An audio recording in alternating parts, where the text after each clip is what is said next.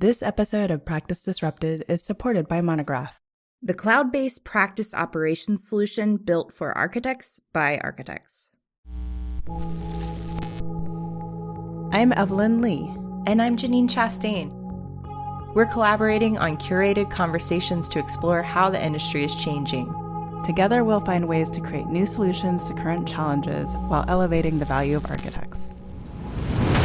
Welcome to Practice Disrupted.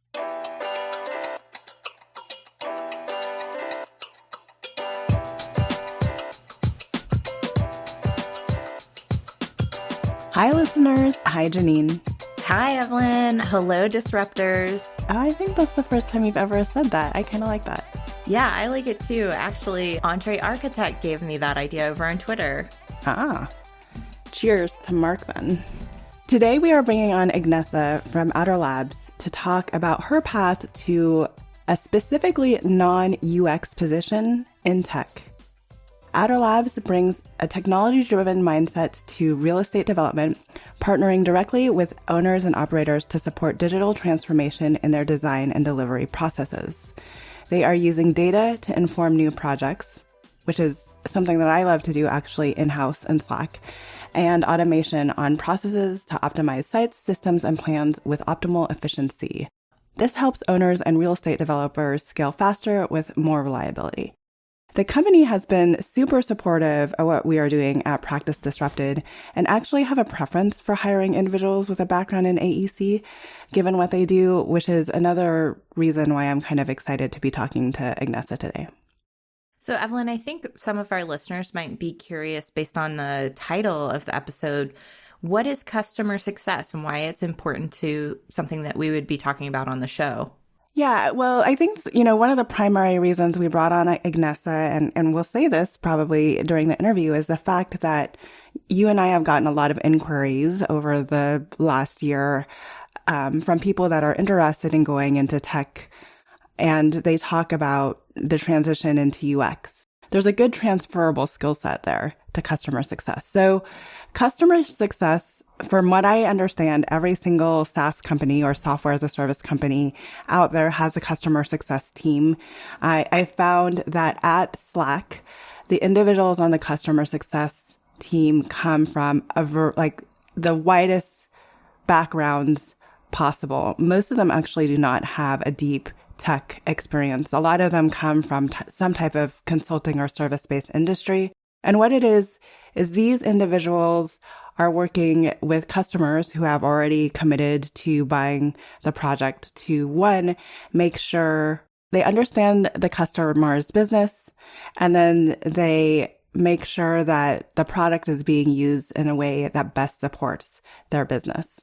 So depending on what tier you brought into, you might have a higher level of customer success handholding, but ultimately you're just ensuring customer success on the product.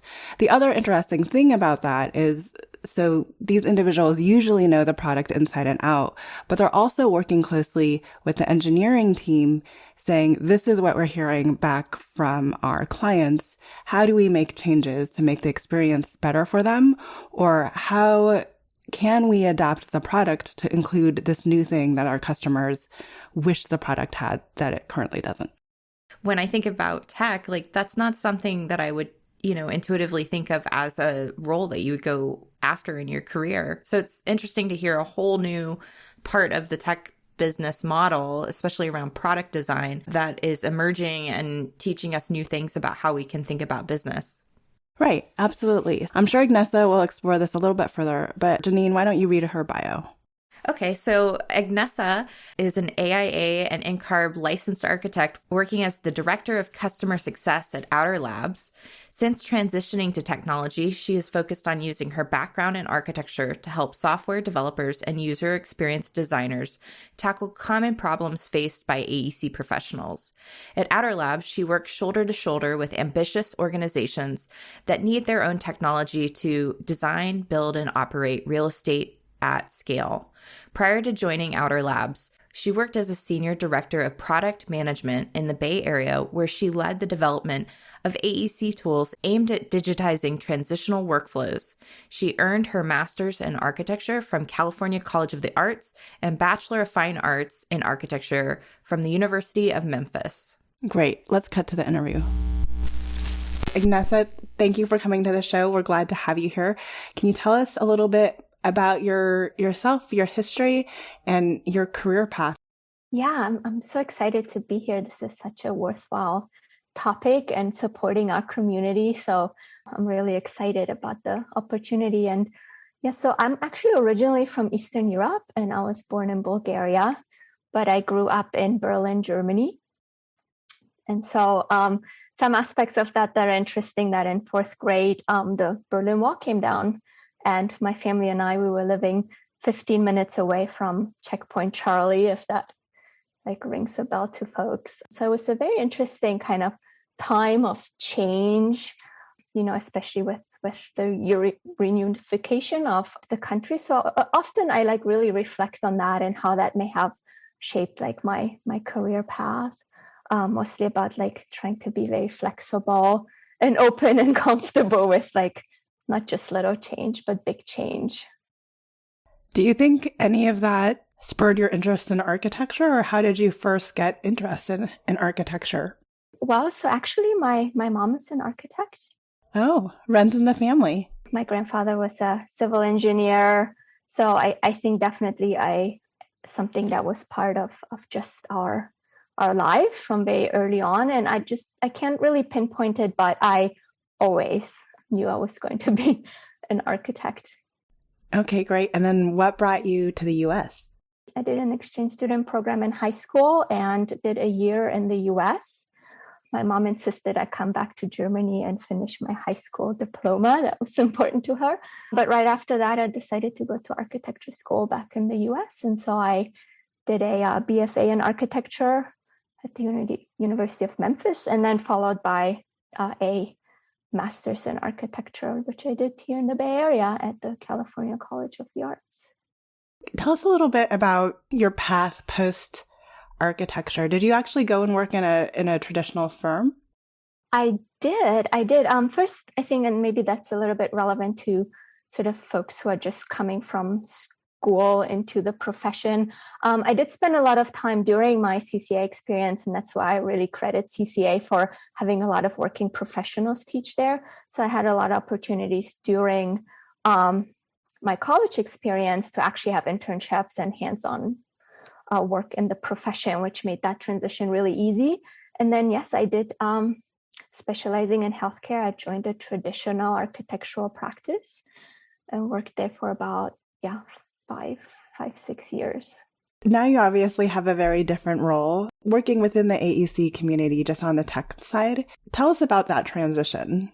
Yeah, so I think one of the bigger influences that may have led to that transition was that my first job after architecture school in the traditional firm was actually working on a hospital in the really late stages. So I was in the construction administration phases, which I think some may consider is not the most glamorous aspect of, you don't go to architecture school and you think about designing buildings and doing those aspects, but it just gave me, and I didn't know anything about anything starting on that, but it gave me a very unique perspective, like starting in that later stage, because the day in and day out of like observing some of the shortcomings that are introduced in the early design phases, details are drawn wrong.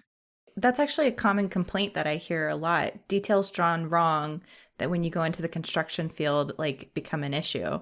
Yeah, it's a very common theme. And then you end up really designing or changing things in the construction administration phase where you may not have been at all involved in the original design intent of the project. So yeah, it kind of accumulates that phrase of, well, we'll fix it in DD, we'll fix it in CA, ends up being fixed in record drawings or not fixed ever at all. So I think there's just that felt like there's got to be a better way. And I think that kind of set a foundation to seeking out that path of a better way. I'm curious, just so that our listeners have a point of reference, like, can you talk about what your role is now and what you're doing so that we can, as we tell this progression of how you jump from there to here, that they understand what we're building to?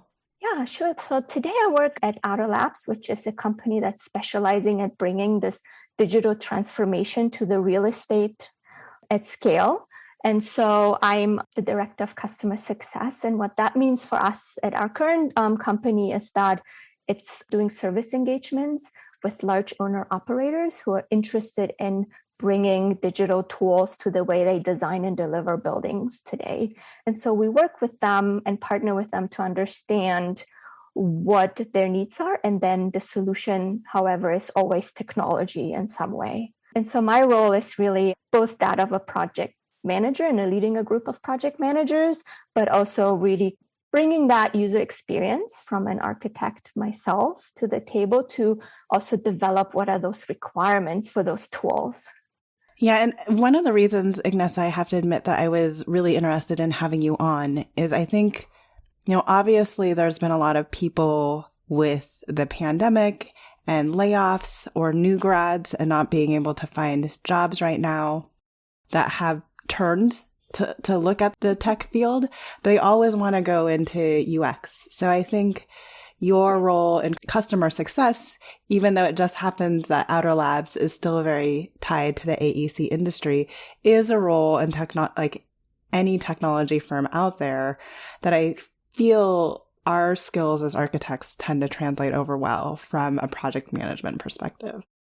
Yeah, I completely agree. And part of what I think I would encourage people to think about is when making that transition. And I've been recently kind of close to that through the hiring process. We've been hiring, and my intuition of how to find the right person was I want someone with AC background and experience because they can bring that to the role. And so through that, what is really crystallized to me that a lot of people are really interested in making that transition. There's a huge group of folks out there looking, but very focused on the building design part, right? Making that direct translation. In the traditional world, I'm a building designer in some way, and I want to do that, but in the tech side. And so what I would encourage people to think about is to maybe even broaden your horizon and think of all the peripheral aspects of building design that could offer you opportunity. So I'm thinking about owner operators, all looking for digital transformation, all have huge design teams. Something I know about is things like Kaiser Permanente or Sutter. They all have internal design teams. So if we go back to this idea that you're talking about of you saw in your early career point working in architecture on the construction side, you saw a gap where there was kind of a disconnect in terms of like how the drawings were translating to the built environment. And you say it resulted in change orders that, skewed the way that the project was delivered and paid for by the owner. I'm wondering, like, to me, like you're recognizing early on there's a market gap. Can you talk about how that influenced your trajectory of growing towards this new career direction? Yeah. And in all fairness, like the actual circumstances around me ending up here were also accidental to some aspect of it. So I don't want to, mislead listeners that there was some very deliberate thing of me seeing a problem and then stepping behind it. It was more about an opportunity occurred, which one of the principals on my hospital project was part of founding a startup that wanted to address these issues and said, do you want to be part of that? And I said, yeah. So there was an opportunity, but I think having been part of the pain points helped me recognize that that's a worthwhile opportunity and give me like the courage to actually jump on it or recognize it as something I wanted to do. That's a fair point, and I appreciate you saying that. But it is clear that I think when you're working in the industry, you start to see some of these like moments that are like, that's weird. Why is it like that? Why are we doing it that way? And so I think it's exciting for me to hear about your career is like transitioning into a role where you're actually like taking what was frustrating you or maybe like something that you observed and doing something about it. That's what's really exciting. Yeah, thank you. And I think besides from my perspective that it's obviously exciting, I think the value too is that it makes you a better product manager. It makes you a better like contributor on the tech side because you bring that with you. And this is what ultimately maybe the users of the product you're working on or the users of the project that you've been commissioned to do will appreciate, because you embody them in a way. You know their pain points. It's not a theoretical problem to you. So were there other things that you found difficult in practice, or the way that decisions were made that prompted you to step away from traditional practice? Yeah, I think to me that even today in the architectural practice, it's very siloed. It's very siloed by specialties. And because of the complexity of building a building, there's this requirement of a lot of very deep specialized expertise, which tends to make you go and specialize in something very deeply, at which point it's really difficult for you to either transition or to be parts of very different aspects of the design delivery process.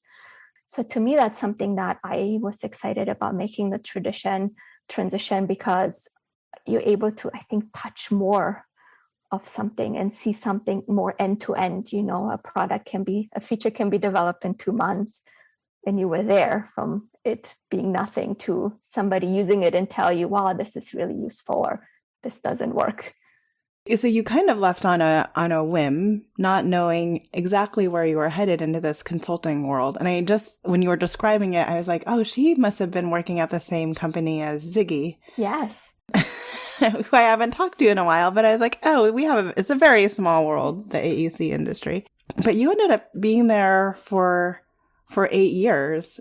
Can you tell us a little bit about that experience, and maybe even how like mentorship and your learning at Adidas was different than the 5 years of learning that you had like in traditional practice? Yes, Zig was one of the founders of Adidas, who was kind of instrumental to encouraging me to come over, in addition to, and I do want to give a shout out to one of my kind of personal and professional mentors, Felicia Borkovi, who was very instrumental in kind of the foundation of everything, both traditional and non-traditional. But yeah, my transition was very interesting because it came at a time that it had a lot of uncertainty around kind of the economic crisis. And there were several layoffs at the traditional firm that I was at. And so then this opportunity popped up, and it was, a hard decision to make while you still have a job, to actually quit that and then go into something where, quite frankly, at the beginning, I actually was very fuzzy.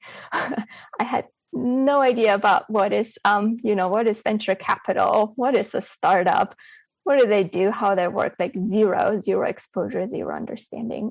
But then making the leap, I did start in the more traditional sense of project managing some of the initiatives that they had. And at the time we were working on a design competition for Kaiser Permanente.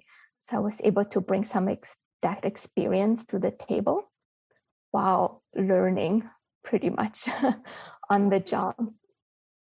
I think it's also important to just so our listeners understand, because they might not know the history of Adidas and what Zig does, but that they were really instrumental in pushing alternative delivery methods in California and like setting a whole new direction for how projects were delivered. And it, I think, frankly, influenced the industry, especially in California.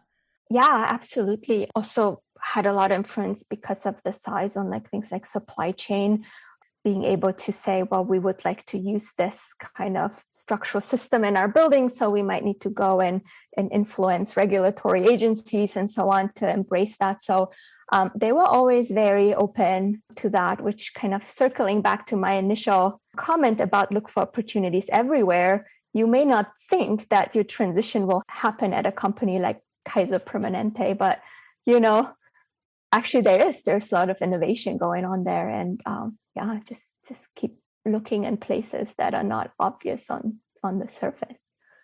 Since you really wanted to circle back on this idea of mentorship that you wanted to go a little bit deeper into in terms of the mentorship that you received at Adidas? Yeah, I think the mentorship I received was really incredible. And it really goes beyond to just kind of the day-to-day and someone telling you how to do tasks.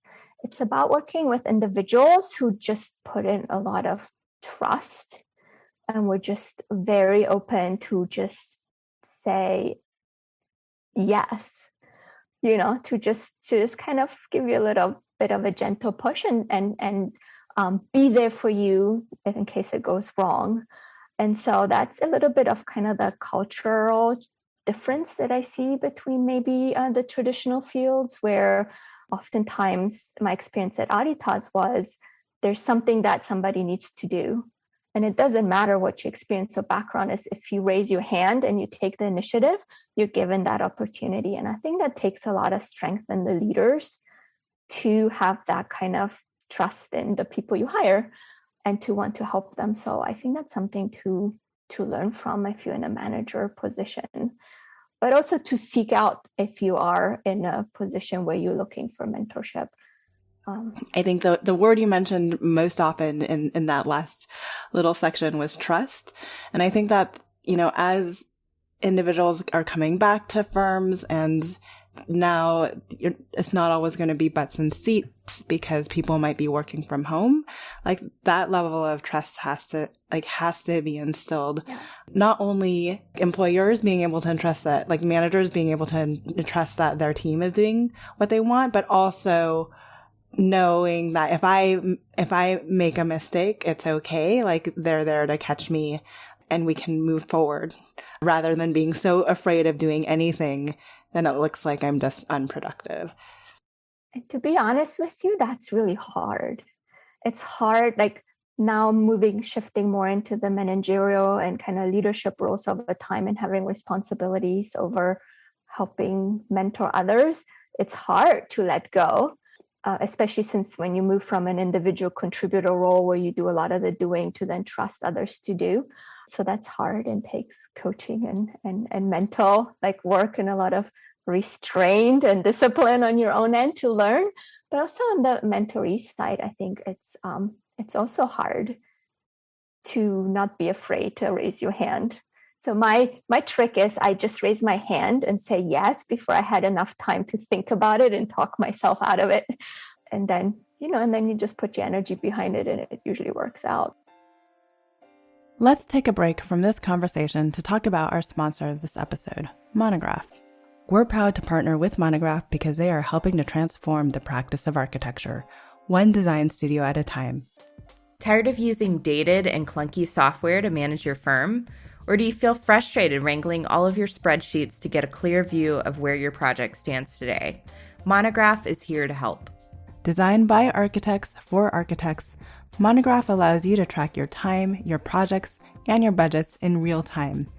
With their awesome Money Gantt, you can immediately understand project performance across your entire firm portfolio.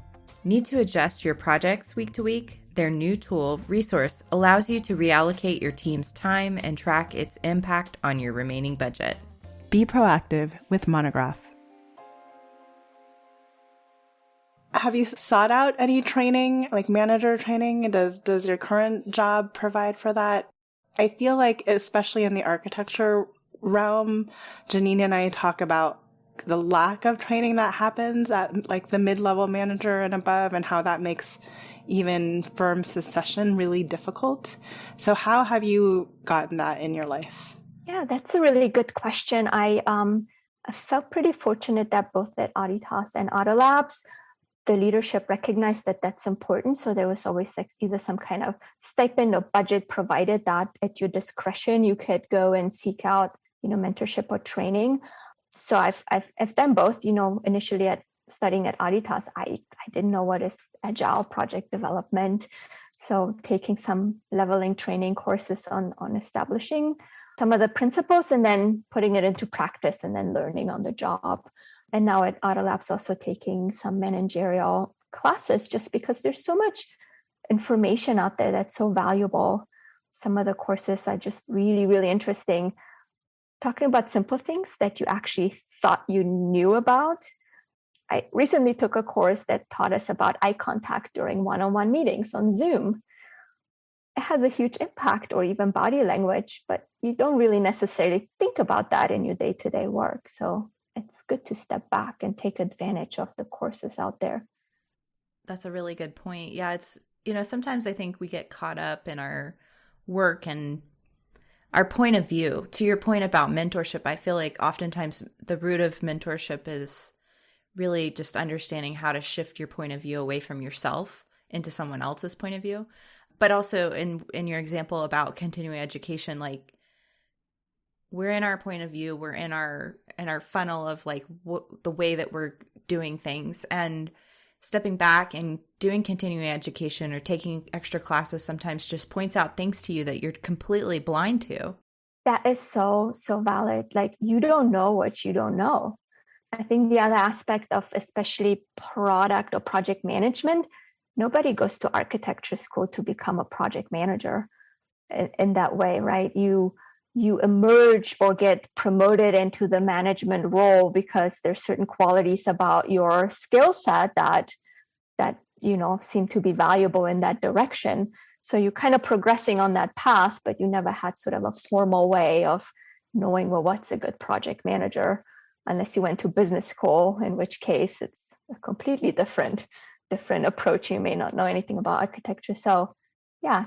I think what we see people in practice that have the title project manager, but might not have great project management skills. And so sometimes what happens in our industry is that becomes the model for other people of what they think their project management skills are supposed to look like, or their leadership skills. Mm-hmm. And I've seen some, frankly, very flawed leaders in our field that have exhibited some terrible behavior, and whether they get called out for it or not, it is modeled and people learn from it. And so that, I think, is one of the unfortunate things about our field, is when we aren't being trained on things like project management, you miss some really basic, skills that are important.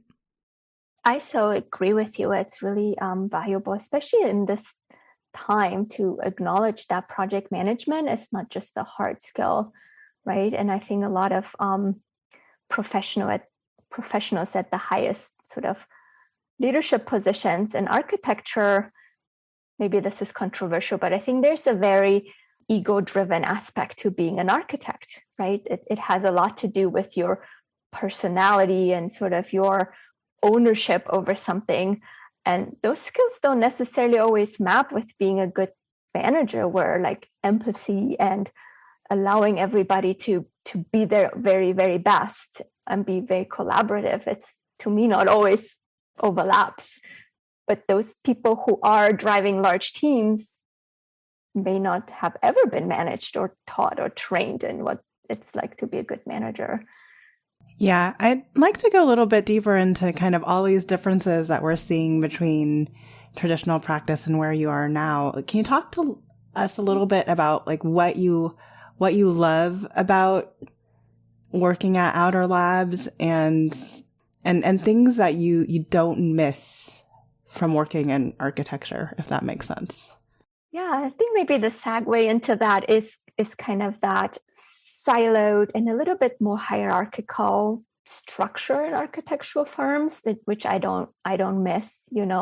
It's always a bit more of a chain of command, and you kind of work up the ranks in a certain progression, and there's certain expectations of how you progress through your career, which I think is very refreshing, coming from now the experience of having gone through that in the tech world. We touched about a little bit earlier that there's opportunity for, no matter who you are or how much experience you have, to step up and contribute. So I think that's part of what I don't miss necessarily about the traditional architecture practice. I think being really directly involved with architecture thing is something that's helping me personally. I don't think I would have ever made the jump from architecture to tech in the realm of finance, or something that I just don't know anything about, or that I don't have the passion for. And so there's no like scenario in my mind where I could now just say, I now have great product skills, I'm going to go out and work in cybersecurity or e-commerce or something like that. So I think there's many aspects of architecture that are so important to me, the profession in general, that I think, I just want to retain that and be part of it. Yeah. So I want to circle back to a question that we asked you before we hit record that you said nobody's ever really asked you before. So here you are working in a tech firm, but you still maintain your AIA and your NCARB certificate. So tell me a little bit about why you continue to do that. Yeah, I think that I always knew I wanted to be an architect, and it's something I'm actually very, very proud of, right? It was an achievement that was important to me. Like I felt like I wanted the degree, I wanted the experience, I wanted the licensure here in California.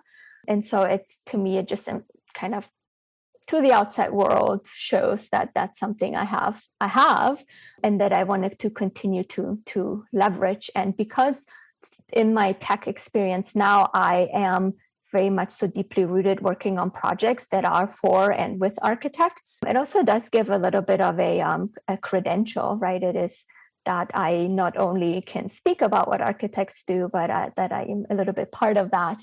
And yeah, I think that's partially why I just want to continue to stay connected to both the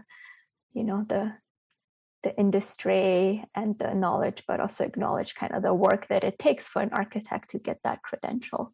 Tell me about what you love about Outer Labs that you know you can't get at a traditional practice. So a lot of people that go into tech, and you mentioned it here in your notes, just talk about like the time frame it takes to get a building done, for instance, and how unsatisfying that might be for some individuals, especially doing large hospitals and healthcare, to see something to come I think I only saw one or maybe two projects working 5 years at a firm from start to finish. So is there anything else like that you're really excited about in your role at Outer Labs that you just know you can't get at an architecture firm?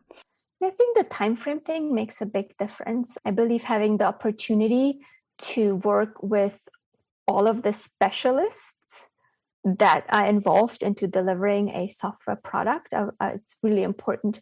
It's almost like, I keep joking about it, but it's kind of like a really amplified design build team, right? You're working with the implementers, you're working with the designers, you're working with everyone, but you're doing it in a very condensed time frame, and you're able to influence all parts of that.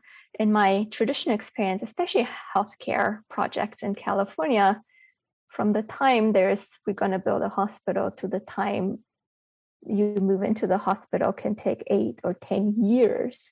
It's very, very rare that as an individual, you're part of the entire process, or that you have the ability to influence any larger part of the process. So I think that's something that is much more satisfying in the technical world.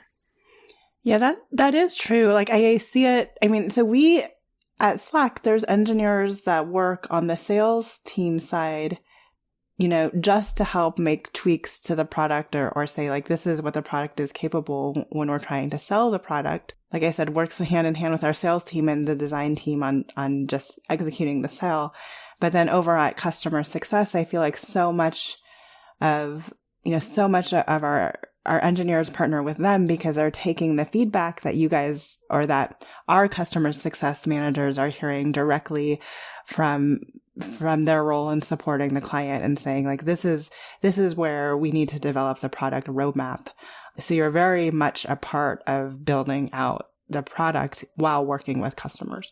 Taking that thought you just shared even further, what's exceptionally unique about Outer Labs, which I think is not always even true for every technology company, is that we've recognized, because we're specializing on products in a very specific domain, such as AC, that we are not approaching even customer success from that very traditional way, but that we are really thinking about doing project management and product management almost as this hybrid role. So it's the person who really owns the entire thing, both delivering, making the changes, understanding the product, all kind of embodied within one professional, which helps us, I think, at the end bring much more value to the customer and shorten the iteration cycles between the different, what in some traditional technology companies may be different departments or different kind of pieces of the organization.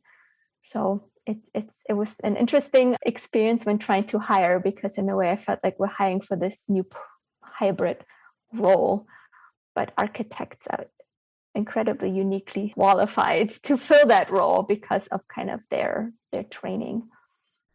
Can you go a little bit deeper on that? So what specific skills do you think architects have that are transferable to the work that you're doing?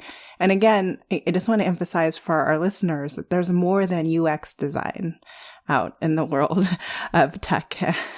So what other skills are you looking? And Outer Labs happens to be a tech company very closely ingrained with the AEC industry. So they actually seek out architects. Yeah, we do. And in fact, we really seek out that expertise and prioritize that expertise over maybe some more technical, agile methodology or other technical expertise. But sure, I think that for myself, me as an architect, I consider myself like a generalist.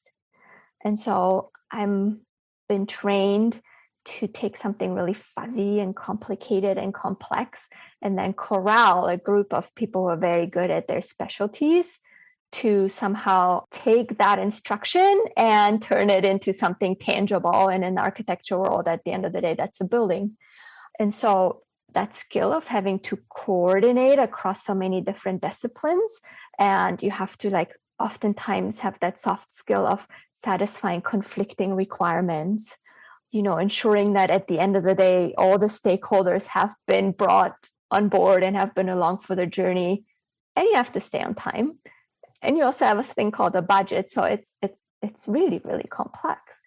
And so I think those kind of skills that architects in the traditional practice do get exposed to a lot in the area of project management. But even just as an architect itself, you have to work with so many people. I think that is what's, to me, directly transferable into a product manager role. And so even though maybe some of the tactical details of the processes in the two different worlds can differ, I think the skill set, this hard and soft skills are very relevant. Are there things that you miss about practice that you reflect fondly on? Yeah, that's the great question. I think there's something really highly satisfying of having been involved in a building project, and one day that is constructed, and then you step into it and you have that experience of all those memories coming back. Having been in CA, for me, it's like, oh, that handrail detail, I worked on that. I remember we were, having discussions about how it's working. So I think having that connection to something physical, yeah, it's a little bit nostalgic for me. What advice would you give kind of more mid-career professionals who are struggling with all of the time that they've spent in the industry and asking the question, can I really step away from this? Do you have any advice for that group? Yeah, I think if there's something like nagging at you that maybe you're just not in the right place, or there's something better out there, or you're interested in it, I would pursue it. And I would not, I would step away from this kind of need to have a 5-year plan or a 10-year plan. I'm going to make this decision and I'm going to make this change, and then I have to succeed in tech, or I have to continue to be in tech. I think that freeing yourself up from having to follow some form of prescribed plan and just go out there and explore. And I think, like Evelyn, I heard you mention a couple of times, don't just think UX. Broaden your horizon. There's so many areas where you could just go and explore and come back. My one caveat is I think there is a time component to this. What I experienced in my career was that there came like a 5-year mark at which I was removed from the traditional practice, where I thought, if I was to ever go back, I think this is the opportunity now, because after now, I think being that far removed from it, you may then have a different, challenge of still being able to be hired and still knowing the day-to-day kind of more technical aspects of doing the job. But you don't have to worry about that day one. I would just encourage people to explore. Having worked at so many different places over the course of my career, you don't understand how truly good a good manager is until you have a bad manager. You also don't understand how truly bad a bad manager is until you have a good manager. So it does help to kind of have those different types of experiences to weigh against. And wherever you end up, seek mentorship. If that's not offered to you out of the box, I think just seek it out, ask questions. This architecty community, like that was not around when I was making the transition, and just being there and kind of shadowing some of the conversations and the support that people offer to each other, that's just really invaluable. So yeah, seek it out if it's not given to you. Janine, I would be interested in hearing your takeaway from the view of customer success. But if anyone listening takes away anything out of this, I hope it's that, that one, the tech world is much bigger than UX design when it comes to transferable skills. There's a lot of different places where architects can play, and there's a lot of different areas where we can transfer our skills if we're willing to think more broadly. I think a key point that I heard in the discussion was back to this idea around having a voice in our industry. So when you're working inside an architecture firm, I think a lot of younger designers get really frustrated because they feel so far removed from what's happening with the client. Not in all projects. I mean, sometimes mentors are really great about like bringing people along, but I've definitely worked on projects where I was like at the back of the line in terms of like who got invited to meetings, and I had no idea what was going on week to week with the actual project or the client or what was important. And so I was just sitting and drawing and drafting and modeling, and it doesn't feel good when you're in that role. For some people they're fine with it, but I think for me, I didn't like it. And so I think when I'm hearing this idea about partnering with your customer, and what Agnessa said was that she likes working at Outer Labs because she has the opportunity to really partner with the users and customers, which allows her to think about their specific problems and pain points and using her skills specifically to design solutions to those problems. And I think that's for anybody who's working in a creative field as a designer, that's what you want. Like being removed from that process feels strange because the whole time you're going through school, you're being taught these skills about working directly with a customer or client or somebody to solve the problem directly. So, I mean, I know there's a lot to unpack in that, but basically I've heard it come up so many times in the stories that we've heard on these architecture and conversations of just like people really want that direct connection. They want to feel like they have a voice. Also interesting to me is how closely they work with engineers to create outcomes that are then integrated into a product that affects all of the customers. Could you imagine an architecture firm like getting business and operations advice from their from their clients about their client experience and saying like, oh, we could do that better for our clients. Let's do that across all of our projects. Like, how often does that actually happen in an architecture firm? Yeah. And I've known some architects and project managers that are really good at this skill of like, they understand that this relationship that they're trying to manage with the client is paramount, and that they're trying to nurture a long-term relationship so they can get repeat work. They can ensure that the client's happy with the final building outcome. But then I've seen architects who like totally miss that point, and then they think that it's just about the design of the project and doing great design, and they miss this like relationship experience that's important. And we don't use the term customer when we talk about our clients in architecture, but really at the heart of it, like your customer, your client is who you should be really using as a guide to understand your own business model. Like if they align with your business, if they're a good fit for your business, if they are helping you continue the type of work that you want to do. Right. Another interesting thread in our conversation with Agnessa was her perspective on how traditional practices have this unspoken or sometimes very open hierarchy, and how in the tech world, and I've spoken a little bit about this, it's a lot more flat, right? Like everybody, no matter where you enter in, has the ability to contribute and make our product better. In fact, it's like, please contribute, because collectively, if our product is better, then our business is going to be better. So that was also interesting for me to hear as kind of a common theme that I wish I would see more of in practice. Well, let's talk about that, because I think that's an important thought of, like, if you're moving from a very hierarchical model or something that's been modeled as hierarchical in the past, but we're talking about disrupting that. From your experience, Evelyn, as a manager, as a leader, how do you help your team make that transition so that it's less hierarchical, but yet you're still managing? Yeah, I mean, I think to some degree you have to model it. At a very basic level, you have to be willing to accept input from your team, and not only just like listen to people, but like take a really hard look at it and say, I've never thought about it that way. Let's try it. Or that's really interesting, but we don't have time to implement that now. Why don't you keep reminding me about this so we can see if we can implement it later?